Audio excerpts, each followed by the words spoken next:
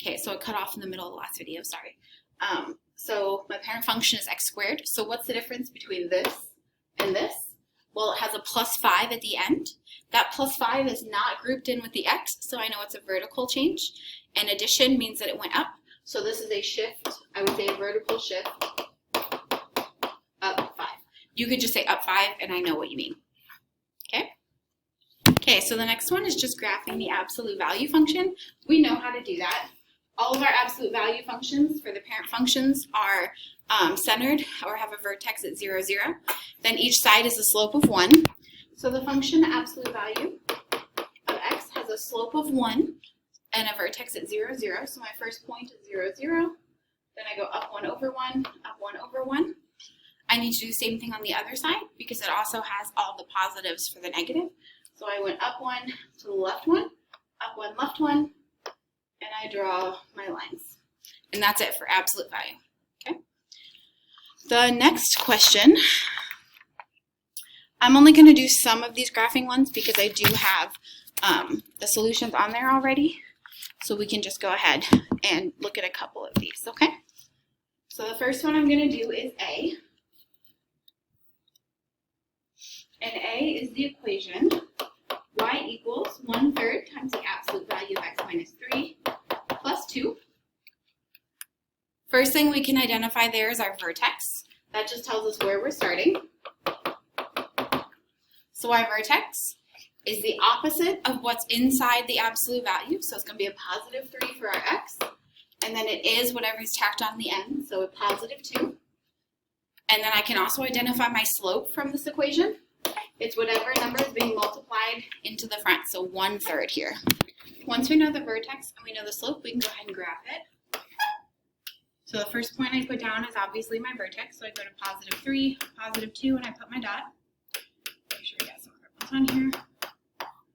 From there, I just need 2 points on either side, and I can find those 2 points using my slope.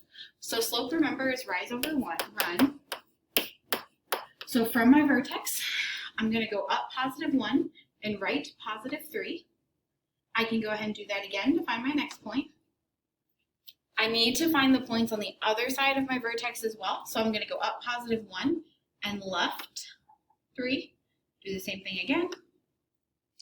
And then I can go ahead and draw my lines. And that is how we graph an absolute value equation. Okay. The next one we're going to do is the quadratic, and then I'll do one radical example as well, and then that should be sufficient. So this one is y equals 2 times 3 plus x squared. The first thing I'm going to suggest is that you rewrite this with the x first in the parentheses. This is the exact same as 2 times the x plus 3 squared. This looks like the same format we've been looking at, okay? So that's why I suggest doing that.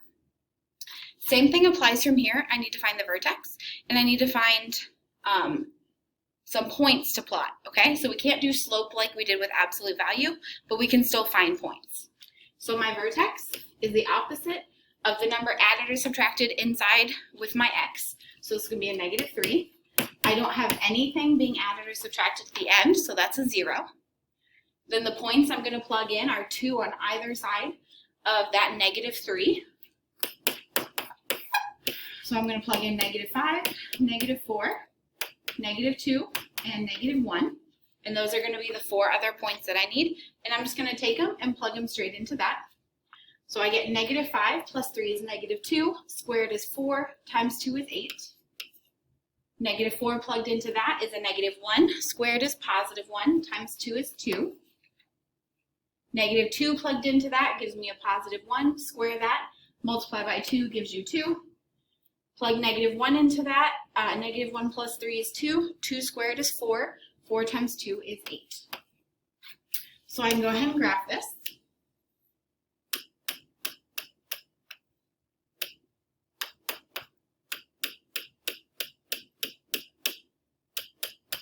My vertex was at negative 3, 0. So that's right here. I plot my 2 points on either side. So negative 2, my answer was 2. Negative 1, my answer was 8. At negative 4, my answer was 2. At negative 5, My answer was 8. And then I can just draw my curve and I'm done. If you wanted to do domain and range on these, domain, negative infinity to infinity, range, bottommost point up or topmost point down if it faced the other direction. Okay? So the last example we're going to do of these graphing ones is a radical example. So that's C. We have y equals, no, sorry, that's B. The square root of x plus 6. Here we still have to find our starting point. We don't call it a vertex because it's not symmetric on either side, but it is a starting point, okay? And it still works the same way. Let's say starting point. It's the opposite sign of whatever number is in the radical, so it's going to be negative 6. And then if we were adding or subtracting anything at the end, that would be our y. So I know this graph is starting at negative 6, 0.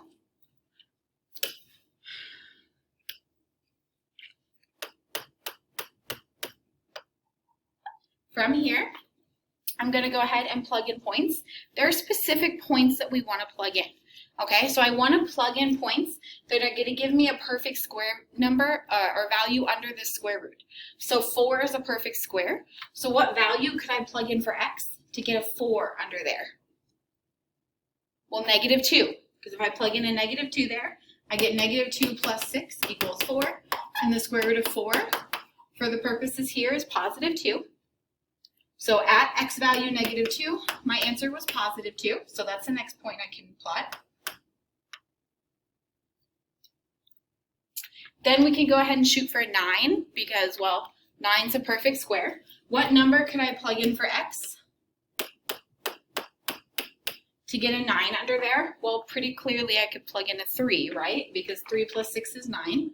So when I plug in 3, I get 3 plus 6 is 9. Square root of 9 is 3. So 3, 3 is my next point. Once I have 3 points, I'm good, and I can go ahead and draw my curve. And I'm done. On this one, domain and range is different. Domain, remember, works left to right, so it would be from negative 6 to infinity with a hard bracket at negative 6 because it touches. And then my range would be 0, hard bracket, to infinity because it's going to keep going upwards. Very slowly, but it's still going to keep going upwards. Okay, so that is it for problem 7. That's all I'm going to do with those.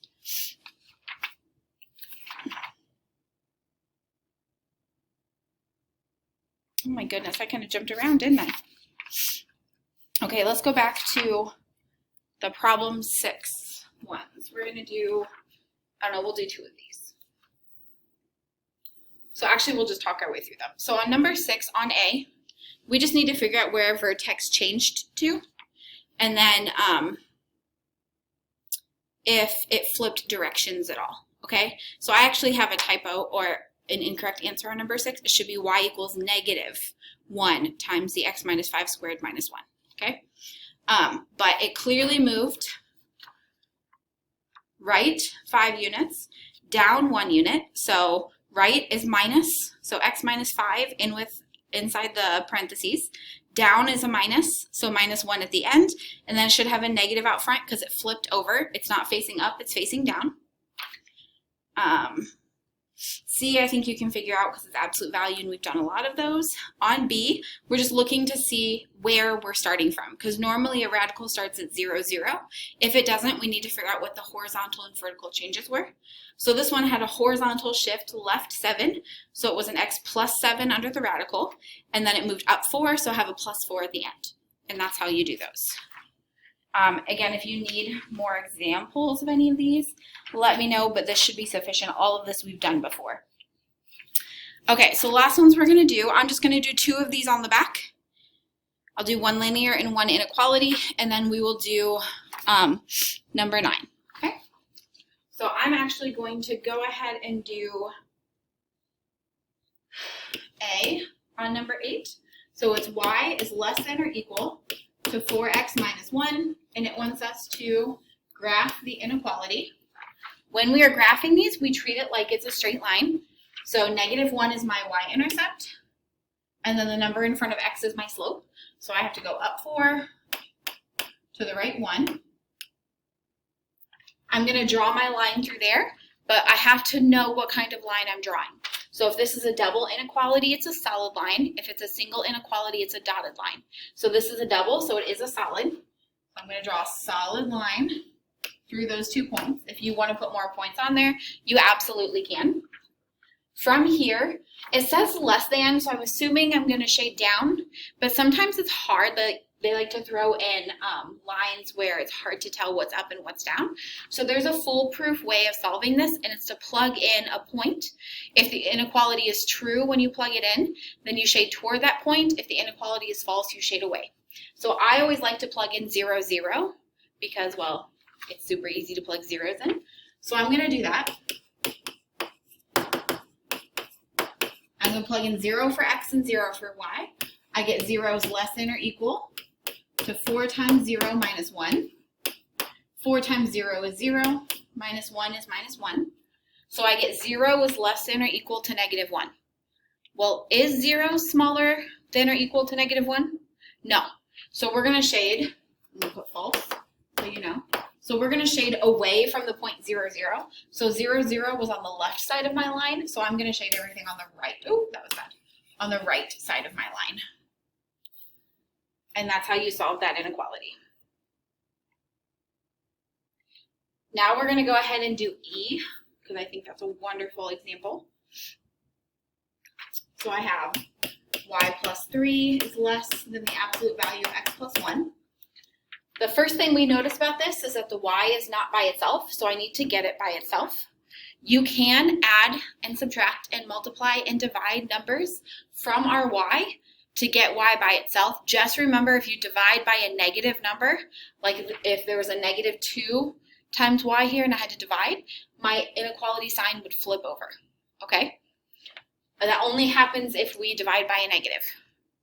So I'm going to subtract the 3. I get y is less than the absolute value of x plus 1 minus 3. I can go ahead and graph this just like normal. I can find my vertex, which is going to be positive 1, negative 3. And I know my slope is 1 because there's no number in front of my absolute value.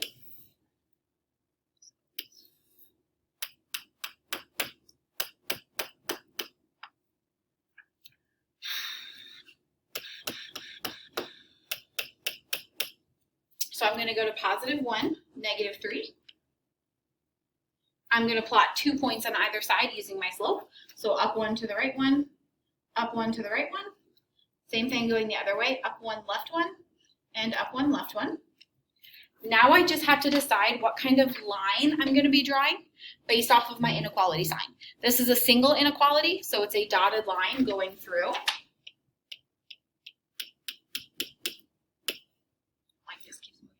Just do your best. I know it's hard to draw a dotted line. Okay, so I have my dotted line drawn. The way we solve this for shading is the exact same way. We plug in a point. I'm going to plug in 0, 0 again because it's extremely easy to do. Oh my goodness. In 0, 0. When I do that, I get 0 is less than the absolute value of 0 plus 1 minus 3. Absolute value of 0 plus 1 is 1. So then I get 1 minus 3 is negative 2. Is 0 less than negative 2? No, it is not. So instead of shading up or towards 0, 0, I'm going to shade the opposite side of the inequality. So it's everything out here. And I'm done. So that should be sufficient examples for you to do all the rest of these. You might have to manipulate or change the equations a little bit to get y by itself, but it still works the same way. And then the last number is 9. And this one is a wonderful story problem, but it's still extremely easy. So it says Spencer has saved $96 for a trip to his favorite bookstore.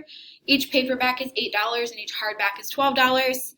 Write an inequality that shows how many of each of those he can buy with the money he has. Keep in mind, he only has $96. So whatever he buys has to be less than or equal to that value, okay? So that's where our inequality comes in handy. whatever he buys has to add up to less than or